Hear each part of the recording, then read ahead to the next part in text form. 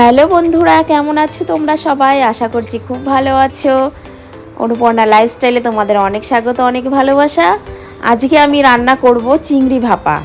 তো ফ্রিজে রাখা ছিল চিংড়ি মাছটি, এই জন্য আমি জলের মধ্যে একটু ভিজিয়ে রেখেছি যাতে ঠান্ডাটা তাড়াতাড়ি ছেড়ে যায়। তো চিংড়ি মাছটা আমি ছাড়িয়ে নিলাম সুন্দর করে। ছাড়িয়ে নেওয়ার পরে এবার আমি ধুয়ে নেব চিংড়ি মাছটা। মাছটা আমার ধোয়া হয়েও গেছে। এবার ধুয়ে দেখো আমি কিভাবে চিংড়ি মাছটা কত কম সময়ের মধ্যে ভাপা করে নিই। একটা বাটি নিয়ে নিয়েছি, মানে টিফিন বাটি আর কি। তো টিফিন বাটিটা নেওয়া হয়ে গেছে। টিফিন বাটিটার মধ্যে আর কি আমি এক এক করে সব চিংড়ি মাছ এবং সব মশলা দিয়ে আমি মাখাবো। প্রথমে চিংড়ি মাছটা দিয়ে নিলাম। এরপরে চিংড়ি মাছের মধ্যে আমি কালারিং কিছু ক্যাপসিকাম ছিল, তো ক্যাপসিকামগুলো আমি কেটে রেখেছি।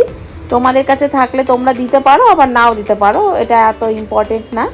আর এদিকে আমি পেস্ট করে নিয়েছি পোস্ত আর সর্ষে আমি একসাথে পেস্ট করে নিয়েছি। নেওয়া মানে চিংড়ি মাছটা যেই পরিমাণে আছে তো সেই পরিমাণ দেখে ওই আমি 2-3 চামচ মতো আর কি দিয়ে দিলাম সর্ষে আর পোস্ত বাটাটা। তো পোস্ত বাটাটা অবশ্যই দেবে। পোস্ত বাটাটা দিলে মানে চিংড়ি মাছ ভাপাটা টেস্টটা অনেকটা সুন্দর লাগে। তো এবার আমি এক এক করে সব কিছু আমি ওর সাথে চিংড়ি মাছের সাথে মিশিয়ে নেব। তো প্রথমে গ্রিন ক্যাপসিকাম দিয়ে দিলাম, টমেটো দিচ্ছি, আর এদিকে হলুদ ক্যাপসিকাম, আর এটা রেড ক্যাপসিকাম। তো এগুলো আমি সব দিয়ে নিলাম অল্প অল্প করে। তোমাদের কাছে এটা থাকলে তোমরা দেবে, না হলে স্কিপ করে দেবে, কোনো ব্যাপার না। এটা দেওয়াতে এমন কোনো ব্যাপার না যে দিতেই হবে বলে, আমার কাছে ছিল তাই আমি দিয়ে দিলাম। তো আমি এরপরে দিয়ে দিলাম লঙ্কা গুঁড়ো, তারপরে তেল দিয়ে নেব। আমার এই বোতলের তেলটা অল্প ছিল বলে আমি যেন কাত করে রেখে দিয়েছিলাম যাতে মানে পুরোটা আর কি পড়ে যায়। তো আরেকটু দেব, এইটুকু তেলে হবে না। তো নতুন বোতল দেখতেই পাচ্ছ রেখেছি পাশে, তো ওটা থেকে আরেকটু তেল দিয়ে নেব। তো তেলটা একটু বেশি দিতে হবে যাতে মানে চিংড়ি মাছটা আর কি ভালো সেদ্ধ হয়ে ওপরে একটু তেল তেল হয়, খেতে দেখতেও ভালো লাগে, খেতেও ভালো লাগে। এই জন্য আমি তেলের পরিমাণটা এই চিংড়ি মাছ ভাপা করতে গেলে একটু বেশি লাগে, যেহেতু চিংড়ি মাছটা তো আমরা ভাজি না, তো কাঁচা চিংড়ি মাছ, তো এই জন্য একটু তেলটা একটু বেশি লাগে এই মাছটাতে।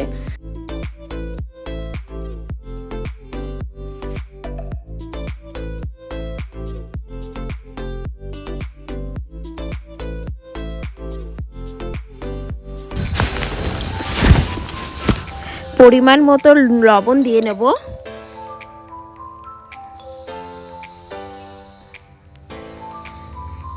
এরপর আমি একটু ধনে পাউডার দিয়ে নেব অল্প সামান্য পরিমাণ,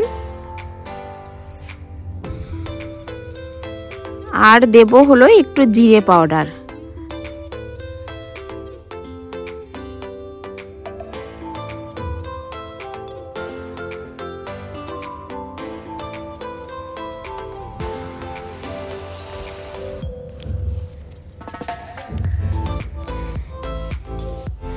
আচ্ছা, হলুদটা দিতে ভুলে গেছিলাম, তো হলুদটাও একটু দিয়ে নেব।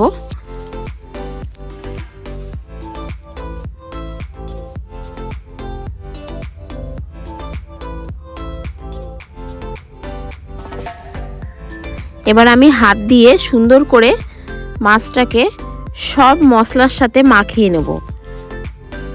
আপনারা হাত দিয়ে মাখবে যাতে করে মাছটা সুন্দর মাখা হবে, আর অনেকক্ষণ একটু ভালো করে মেখে নিতে হবে পুরো মশলাটা যাতে সব কিছুর সাথে মাছের সাথে পুরো একদম মেখে যায়।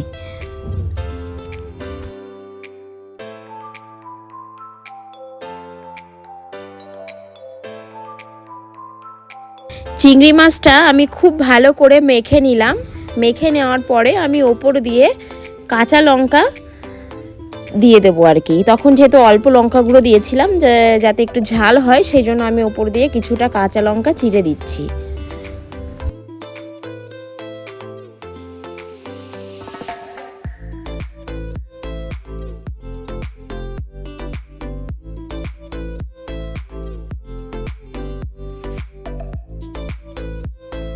আর অ্যাট লাস্ট আমি আরেকটু ওপর দিয়ে সর্ষের তেল দিয়ে দেবো।